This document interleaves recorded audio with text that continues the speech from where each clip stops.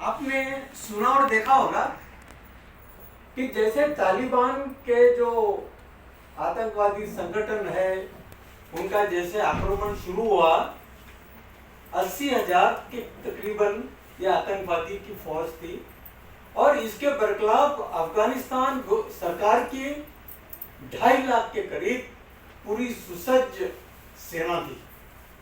क्या नहीं था इनके पास? हवाई जहाज से लेकर तरह तरह के एम्युनिशन, राइफल्स, तोप, सब कुछ था। और मात्र 4 दिन के अंदर ये पराजित हो गए। एक जैसे आंधी आती है और सूखे हुए पत्ते जैसे हवा में उड़ जाते हैं ना, उस तरह ये 2.5 लाख की जो स्टैंडिंग आर्मी थी अफगान की, वो तितर बितर हो गई। लोग सरेंडर हो गए। इसका जो शुरू का विश्लेषण हम लोगों के बीच में जो हो रहा है, क्योंकि हमारे लिए भी बड़ी ताज्जुब की बात थी, ये क्यों हुआ, कैसे हुआ,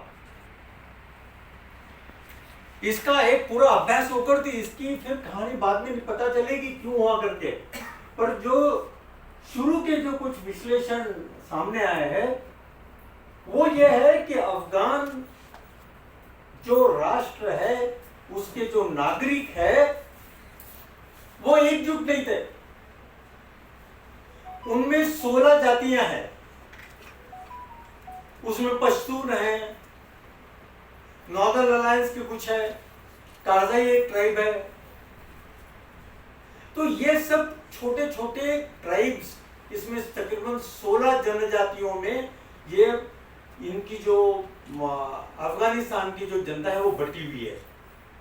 और इन्होंने अपनी जो गुट के तरफ, अपने कबीले के तरफ जो अपनी लॉयल्टी थी, उसके वजह से ये आपस में कभी एकजुट हुए नहीं।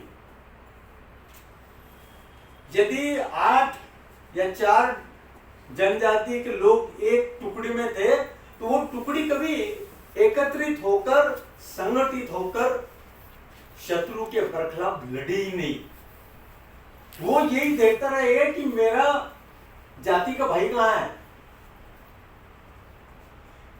बहुत बड़ा कारण था, ये मूल कारण था, क्योंकि उनमें कभी ये इच्छा, ये कभी मंशा हुई नहीं, उनमें कभी ये भावना ही नहीं थी कि ये अफगानिस्तान ये मेरा देश है,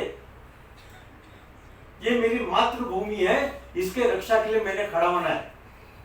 उसने क्या सोचा कि मैं अपनी जो जाति है, मेरा जो ट्राइब है, बस उसी के लॉयल्टी के साथ, उसी के साथ लड़ूंगा मैं। और इसका परिणाम ये हुआ कि इतनी बलाढ्य सेना और ये जो आक्रामक थे, ये सुसंगठित तो बिल्कुल ही नहीं थे, इनके पास पूरे हथियार भी नहीं थे, पर उनका जज्बा एक था। वो सारे 80,000 लोग एकजुट होकर लड़े और ये 2.5 लाख की जो आर्मी थी, ये अपने जनजातियों में, अपने कास्ट, अपने ट्राइब, उसमें बट गई थी। इसलिए वो 4 दिन के अंदर उनका धुआं उड़ गया। पूरे संसार में इस बात का ताज्जुब हो रहा है और शुरू के जो एनालिसिस मैंने बोला वो ये है। हमको बहुत बड़ी सीख मिलती है इससे। बहुत ज्यादा बोलना नहीं चाहिए मैंने, क्योंकि आर्मी छोड़ने के बाद तकरीबन 8 साल से मैं इस मतलब समाज में वापस आया।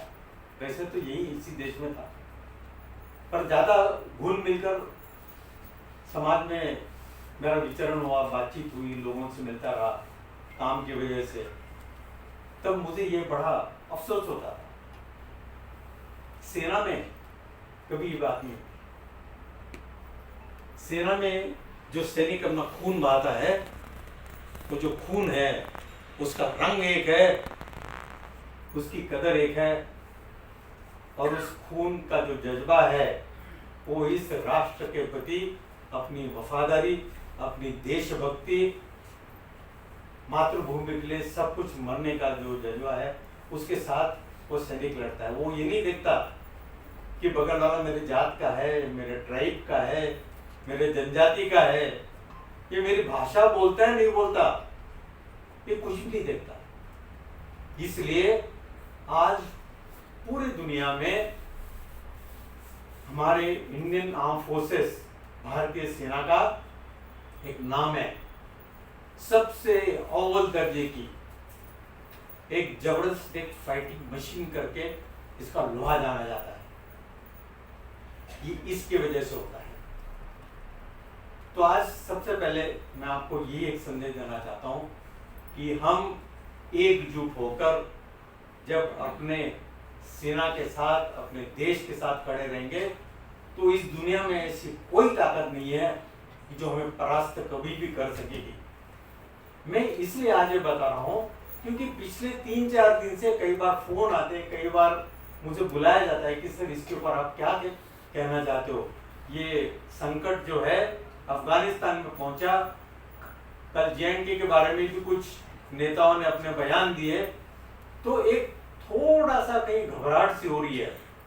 मैं आपको इस बात का यकीन दिलाना चाहता हूं, हमारी देश की जो सेनाएं हैं वो बिल्कुल तैयार है। जैसे मैंने कहा, पूरे दुनिया में अव्वल दर्जे की सेना है और आपको इसके बारे में घबराने की जरूरत नहीं है।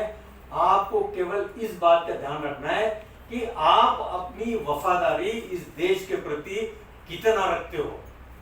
क्या आप अभी भी अपने जाति, अपना धर्म, अपनी भाषा, अपना रंग इसी के ओर बढ़ते रहोगे, या हम अभी तो कम से कम खड़ा होकर बोले कि नहीं, हम सब भारतीय है, इस देश की रक्षा करने के लिए, इस देश के लिए चाहे हमारा कुछ भी, कोई भी हमारा काम हो, हम मर मिट जाएंगे।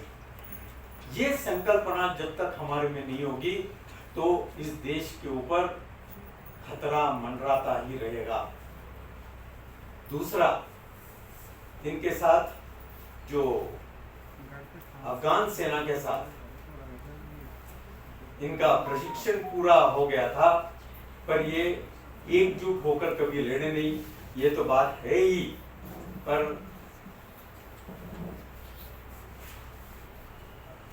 एक मिनट बैठने दो।